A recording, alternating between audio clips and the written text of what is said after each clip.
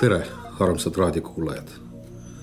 Mina olen Harri Raudvere ja täna jätkame Nõmme raadio eetris laupäeviti olevat saatesarja. Minu käsitletavad teemad on võetud elust enesest ning saanud alguse meie peaministri härra Andrus Ansipi ilusast ja heleroosast unistusest, milles eestlastel oleks lähitulevikus koht 5 jõukama rahva hulgas.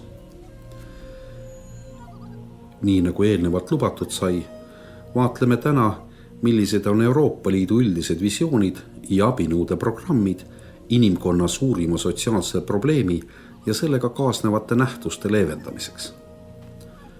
Loomulikult peatume ka sellel, milliste abinõudega üritatakse koolis ja üldse lastevahelistes suhetes likvideerida sotsiaalse tõrjutuse ilminguid.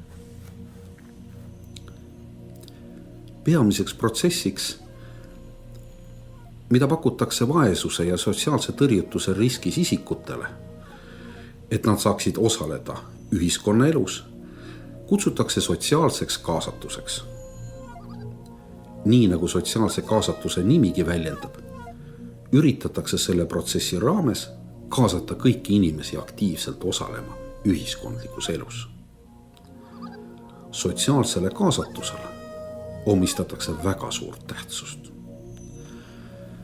Selle protsessi elluviimiseks Euroopa Liidus otsustati 2000. aastal Lissaboni tippkohtumisel vaesuse ja sotsiaalse tõrjutuse kõrvaldamiseks rakendada avatud koordinatsiooni meetodit, mis on saanud ka Eestis sotsiaalse kaasatuse rakendamise peamiseks meetodiks. Avatud koordinatsiooni meetod peaks kujutama endast liikmesriikide vahelist koostööraamistikku, kus ühenduse tasemel on kokku lepitud ühtsed eesmärgid ja tegevused ning ajagraafik ühtsete eesmärkide saavutamiseks. On fikseeritud kvantitatiivsed ja kvalitatiivsed indikaatorid ning samuti ka sihtmärgid liikmesriikide olukorra ja arengute hindamiseks ja loomulikult ka võrdlemiseks. Liikmesriigid töötavad ühtsetest eesmärkidest ja suunistest lähtuvalt ühtsed riiklikud tegevuskavad. Ja seesama avatud koordinatsiooni meetodit rakendatakse käesoleval ajal 3 sotsiaalpoliitika valdkonnas. 1 on tööhõive valdkond, 2 vaesuse ja sotsiaalse tõrjutuse vähendamine ja 3 pensionid. Sarnasel põhimõttel koostöö sisseseadmist kaalutakse ka tervishoiu ja pikaajalise hoolduse valdkonnas. Selleks, et määratleda Eesti sotsiaalse kaasatuse strateegia Euroopa Liidu õigusruumis ja Eesti sotsiaalse kaasatusalane koostöö Euroopa Liiduga, viidi juba Tallinnas läbi 18. juulil 2003. aastal Eesti ja Euroopa Komisjoni ühisseminar sotsiaalse kaasatuse alal, kus võeti vastu sotsiaalse kaasatuse ühismemorandum, mis on omakorda aluseks sotsiaalse kaasatuse riiklike tegevuskavade koostamisel. Eesti sotsiaalse kaasatuse tegevuskava lähtub sotsiaalse kaasatuse ühismemorandumis seatud eesmärkidest. Kui ühismemorandum seab pikaajalised eesmärgid vaesuse ja sotsiaalse tõrjutusega seotud probleemide terviklikuks lahendamiseks, siis Eesti riiklik tegevuskava keskendus eelkõige eesmärkidele ja tegevusteks aastatel 2004–2006. Paika sai pandud põhimõte, et kõikide Euroopa Liidu liikmesriikide riiklikud tegevuskavad peavad järgima Euroopa Liidu ühtseid eesmärke vaesuse ja sotsiaalse tõrjutuse vähendamiseks ning on võrreldavuse huvides sarnase ülesehitusega. Riikliku tegevuskava aluseks Eestis on vaesuse ja sotsiaalse tõrjutuse vähendamine võtmevaldkondades, milleks on tööhõive suurendamine, sotsiaalse kaitse tõhustamine, hariduse, arstiabi ja eluaseme kättesaadavus, tervisenäitajate parandamine, infotehnoloogia võimaluste parem ärakasutamine. Lisaks käsitleb strateegia õigus- ja ohvriabiga seotud vajadusi, juurdepääsu kultuurile, spordile ja vaba aja veetmise võimalustele ning kohalike kogukondade kaasamist vaesuse ja sotsiaalse tõrjutusega võitlemisse. Riskirühmadest on tähelepanu all eelkõige pikaajalised töötud ja teised tööturult tõrjutud, koolist välja langenud või väljalangemise ohus olevad noored, erivajadustega lapsed, puuetega inimesed, eluasemeprobleemidega inimesed ja ka vägivalla ohvrid. Seda loetelu arvestades saame öelda, et riiklik tegevuskava üritab keskenduda kõikidele eluvaldkondadele. Meie riiklik tegevuskava esimene peatükk annab ülevaate Eesti majanduslikust ja sotsiaalsest taustast. Ja dokumendi teine peatükk kajastab Vabariigi Valitsuse prioriteete. See on veidi omapärane, sest valitsuse prioriteetide samasus ei pruugi kattuda tegeliku, riiklikult vajalike prioriteetidega. Seda enam, et valitsus on juhusliku laadiga ebakompetentsete poliitikute kogum, mida vähemalt sotsiaalpoliitika valdkonnas on korduvalt tõestatud ning vaevad ka selles ühiskondlikus raammudelis muuta saab. Kolmanda peatüki koostamisel on lähtutud Euroopa Komisjoni poolsetest juhtnööridest tegevuse esitamisel. Nendest juhtnööridest lähtudes on 4. peatükis eraldi välja toodud Eesti kavad struktuurfondide ja igasuguste muude programmide rakendamiseks. Ja viimases 5. peatükis esitatakse parimate praktikate näiteid ning 6. peatükis on lühikirjeldus dokumendi koostamise protsessist. No nii nagu see omaks määravat tähtsust. Eesti riigi jaoks fikseeritud peamised vaesuse ja sotsiaalse tõrjutuse ennetamise ja likvideerimise põhitegevused on küllaltki täpselt määratletud. Selle raames tahetakse suurendada tööga hõivatust, taotledes eelkõige pikaajaliste töötute ja teiste riskirühmade tööle saamist ja tööl püsimist. Tahetakse tagada sotsiaalkindlustuse kaudu piisav sissetulek inimestele, kes ise ei suuda endale vanuse, täieliku töövõimetuse või töökaotuse tõttu sissetulekut teenida. Tahetakse kindlustada lastega peredele piisav rahaline toetus ja muu abi, et ennetada ja leevendada laste vaesust. Tahetakse parandada hariduse kvaliteet ja kättesaadavust ja vastavust tööturu nõudmistele. Tahetakse tõhustada vägivalla ja kuriteo ohvrite abistamist. Tahetakse parandada riskirühmade elamistingimusi ja eluasemete kättesaadavust, suurendades odavamate eluruumide valikut ning luua toetatud eluasemeid ning saavutada haridus, tööhõive ja sotsiaalse kaitse, tervishoiu, eluaseme ja teiste poliitikate parem seostatus. On ju tore ja palju lubav. Vaieldamatult nõuab selliste eesmärkide täitmine riigikorda, mis oma olemuselt on sügavalt vasakpool. Kuid nii nagu me teame, rahal on komme koonduda paremale ja kui vasakpoolsus võidutsebki, siis kindlasti lühikest aega, sest kõikidele kenadele lubadustele ei suudeta leida katet ning sotsiaalsed kriisid süvenevad vaieldamatult. Vaadake või tänast Prantsusmaad ja te näete, kuhu üleliigse sotsiaalsusega jõutakse. Just siis, kui ollakse üleliigselt liberaalne, just sotsiaalse keskkonna kujundamisel. Loomulikult võib nüüd öelda, et see näide on kohatu ning rassismi ning šovinismi vallast võetud suvaline tõlgendus. Kuid mõelge natuke ja siis leiate, et kultuuriline keskkond on paljude sotsiaalsete küsimuste kirjeldamisel ja ka abinõude väljatöötamisel olulisem, kui tahetakse ja julgetakse tunnistada. Aga meie lojaalsete kodanikena katsume ikka kenasti uskuda, mida meile räägitakse ning sellepärast läheme teemaarendusega edasi. Nii nagu sai öeldud, oli sotsiaalse kaasatuse strateegia esitamisel esiteks välja toodud pikaajalisemad eesmärgid ja tegevussuunad ning seejärel konkreetsed ja mõõdetavad eesmärgid. Esimeseks tegevusvaldkonnaks oli tööhõive tegevusvaldkond. Ja tööhõive tegevusvaldkonna pikaajaliste eesmärkidena toob seesamune riiklik arengukava välja järgmist.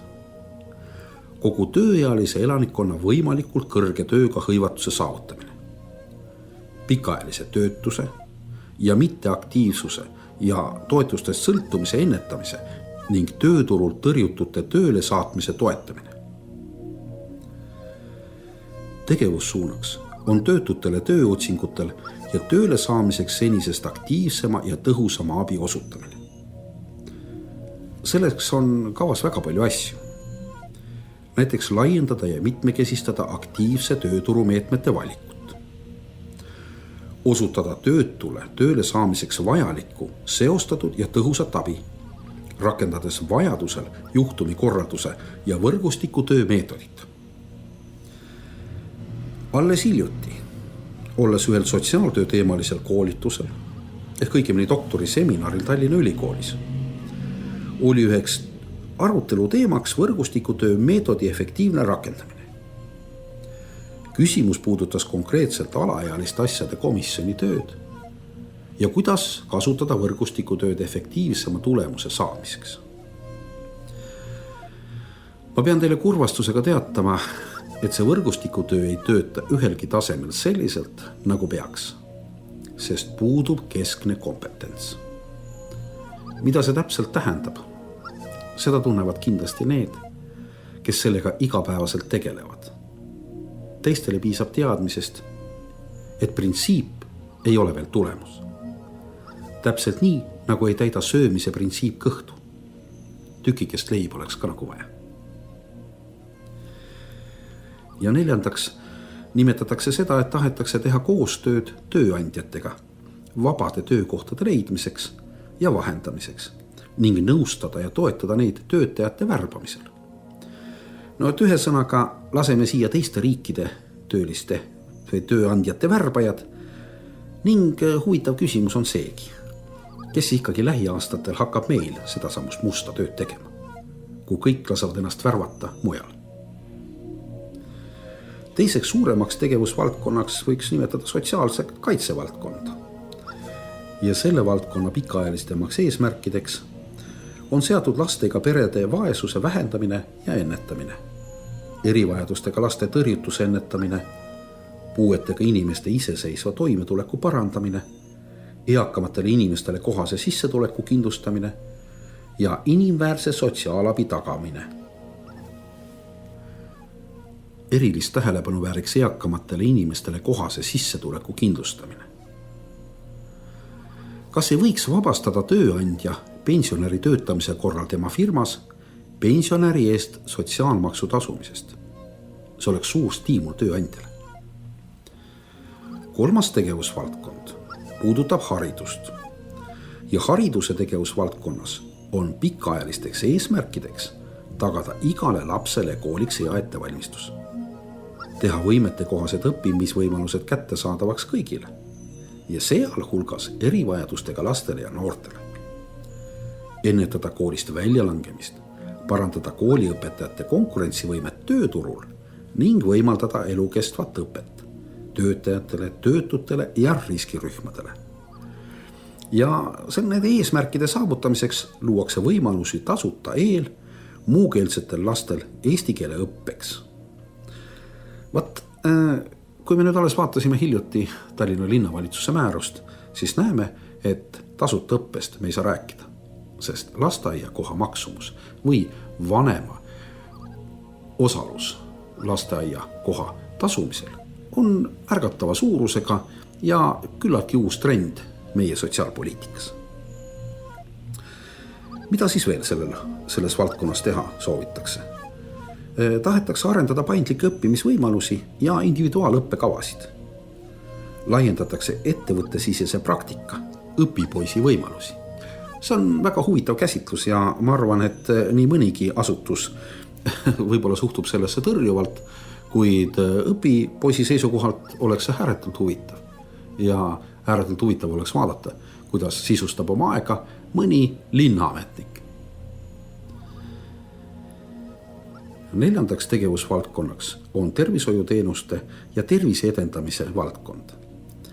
Nendeks kaugemateks eesmärkideks on tööle naasmist ja töötamist toetavate tervishoiuteenuste pakkumine, alkoholi ja narkootikumide tarbimise vähendamine ning sõltuvuste ravi ja rehabilitatsiooni võimaluste kättesaadavuse parandamine. Need eesmärkide saavutamiseks tahaks tuua ühe punktina jälle esile tegevust, milles nähakse ette tasuta perearsti nõudeliini avamise. See on kindlasti väga tähtis punkt. Te saate küsida kõike ning teile antakse juhiseid näiteks, kuidas iseseisvalt pimesolt opereerida, hammast välja tõmmata või ka siis sünnitust vastu võtta. Vaadake, milline hoolitsus. Teisi selle valdkonna punkte pole mõtet kirjatama hakatagi, sest AIDSi leviku osas oleme vaatamata kõigele esirinnas. Narkarite hordid vallutavad tänavaid ning patsiendid ei saa õigust nii või teisiti. Vaatamata deklaratiivsetele õigustele nende kaitsesüsteemi loomise osas. Kuidas on olukord üldiselt tervishoiuteenuste kvaliteedi ja kättesaadavusega? Sellest räägime mõnes järgmises saates. Kui jutuks tuleb sotsiaalne turvalisus, kui ülim inimlik vajadus. 5. tegevusvaldkonnaks on eluasemepoliitika. Eesmärkide saavutamiseks on plaanitud eelkõige toetada üürielamufondi suurendamist ja odavamate eluruumide pakkumist. Tahetakse muuta eluasemelaenud kättesaadavamaks noortele peredele ja sundüürnikele. Toetada korterelamute rekonstrueerimist ja kodutuse ennetamiseks rakendada aktiivseid tööturumeetmeid, sotsiaalteenuseid ning tegeleda alkoholismi ja narkomaania ennetamise ja raviga.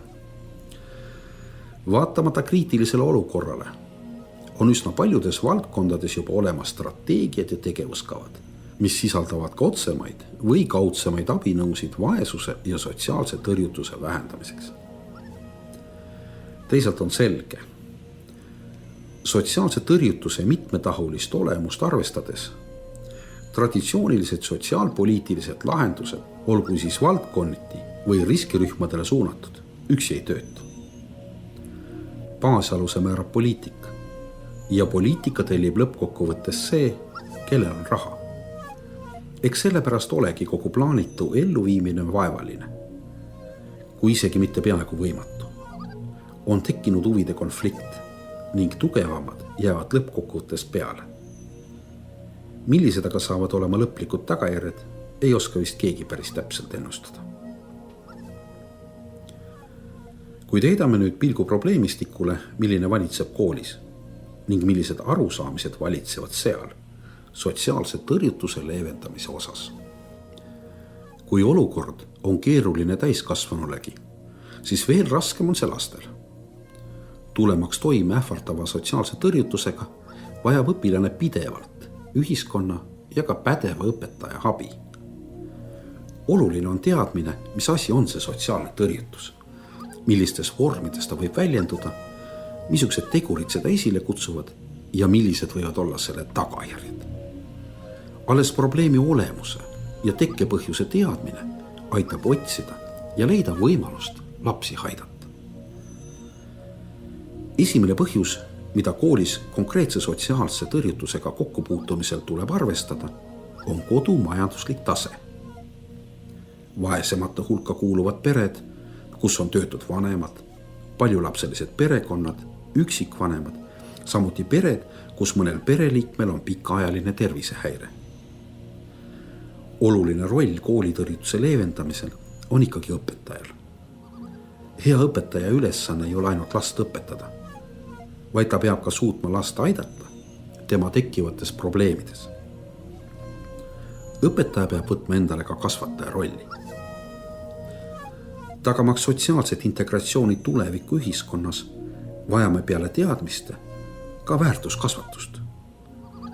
Paraku tihtilugu meie õpetajatel endi kogemustes selline väärtuskasvatus puudub, sest oma nooruses on nad kogenud moraali lugemist ja ainuõigeks peetavate valmistõdede kuulamist, millele vastuvaidlemine ei olnud ainult keelatud, vaid ka karistatav. Praeguses õpetajate ettevalmistuses on pedagoogilis-psühholoogiline osa vaieldamatult liiga nõrk. Õpetaja vajaks teadmisi ja oskusi, tulemaks toime klassijuhataja tööga ja õpilaste juhendamisega. Lisaks õpetajale peaks koolis olema inimene, kes on saanud põhjaliku pedagoogilis-psühholoogilise ettevalmistuse, kes suudab näha ja mõista laste probleeme. Aga lisaks sellele oskab töötada õpilastega nii grupiviisiliselt kui ka individuaalselt. Lapsed, keda koolis on alandatud, tunnevad kohutavat häbi ja nad usuvad, et juhtunu on osaliselt neist tingitud. Sellepärast ongi vaja kooli inimest, kes tegeleks õpilastega, kes tunnevad end kaitsetutena, abitutena, tarbetutena ja nende õpilastega, kellel on reaalne oht kujuneda sotsiaalselt tõrjutuks. Selliseid funktsioone saaks täita sotsiaalpedagoog. Inimene, kelle tööks on sotsiaalsete probleemide ennetamine ja leevendamine pedagoogiliste abinõudega.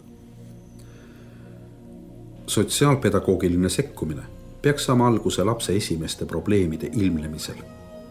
Hilisem tagajärgede likvideerimine väljaspool kooli on ühiskonnale kulukam ja raskem. Indiviidil aga halvema prognoosiga kui ennetav ja korrigeeriv tegevus. Sotsiaalpedagoogi ülesandeks peetakse tööd lastevanemate ja kodudega, et normaliseerida kodu ja kooli vahelisi suhteid ning teha tööd perekonda ümbritseva võrgustikuga. Samas puudub selge ettekujutus sotsiaaltöötaja ja sotsiaalpedagoogi töö erinevustest. Sotsiaalpedagoogilt oodatakse konkreetset abi probleemide lahendamisel, samuti vanemate õpetamist, kuidas lastega toime tulla, seega lastevanemate kasvatamist ja koolitamist. Koolipsühholoogi tööülesannetega võrreldes oodatakse sotsiaalpedagoogilt vähem analüüsimist ja diagnoosimist. Varasemad uuringud on näidanud, et ka paljud vanemad vajavad nõuannet, kuidas oma lapsi aidata. Samas märgitakse korduvalt, et kool pole kontaktidest koduga huvitatud. Probleemiks osutub just see, kuidas vanem ja õpetaja ühiselt saaksid last tema kohanemisprobleemides aidata. Vanematel napib sageli oskust, õpetajal aga teadmist. Sammukesena edasi võib märkida asjaolu, et järjest populaarsemaks muutub internetikool, kus vanematel on juurdepääs laste hinnetele ja ka suhtlus pedagoogidega on lihtsam ning efektiivsem. Lapsevanemad, õpetajad, koolipsühholoogid ja sotsiaaltöötajad ehk lapse primaarne ja sekundaarne sotsiaalne võrgustik peaksid tegema koostööd, moodustades ühtse võrgustiku, milles identifitseeritakse varakult laste psühhosotsiaalsed probleemid ning suunatakse nad erialaselt kompetentse inimese juurde, kes oskavad laste probleeme tulemuslikult lahendada. Sellega saame vältida olukorra, kus lapse probleemide lahendamisega ei tegele kool ega ka kodu. Kui on aga probleemid kooli kliimas, nagu näiteks türanniseerimine, oleks vaja proovida hästi planeeritud interventsiooni nii klassis kui kogu koolis. Türanniseerimist ei ole alati lihtne avastada, kuna see on sageli grupi nähtus ja lapsed võivad seda varjata. Tõrjutuse süvenemisel aitab kaasa kaasõpilaste eelarvamuslik suhtumine ja pahatahtlik käitumine riskigruppi kuuluvate kaaslaste suhtes. Teismelised on jurmad, mõnitavad ja kiusavad endast nõrgemaid. See on saanud probleemiks ja õpetajad ei näi seda märkavat. Koolikiusamine on oma olemuselt tõrjutuse aspektidest vaadatuna eriti ohtlik, sest läbi kiusamise võivad saada tõrjutuks ka need lapsed, kelle kodune olukord on normaalne ning otsest tõrjutust ei tekita materiaalne ilmajäetus. Ja lõpuks üks mõtlema panev näide. Mitmes Tallinna koolis läbi viidud uurimus sotsiaalse tõrjutuse ning koolikliima hinnangu kohta andis küllaltki üllatava tulemuse. Nimelt selgus, et paremaks kooliks tunnistatud Tallinna Prantsuse Lütseumi õpilased olid ühed tõrjutumad. See on kindlasti sügavas vastuolus üldise arusaamaga, kuid kahjuks fakt. Usutavasti mõjutavad koolikliimat laste kodused suhted, kus inimlikud väärtushinnangud võivad olla paljudel juhtudel nihkes. parimaks ja sõbralikumaks Tallinna kooliks oli selle uuringu alusel vaieldamatult Tallinna Nõmme gümnaasium, kus koolivägivalla ja tõrjutuse osakaal oli peaaegu olematu.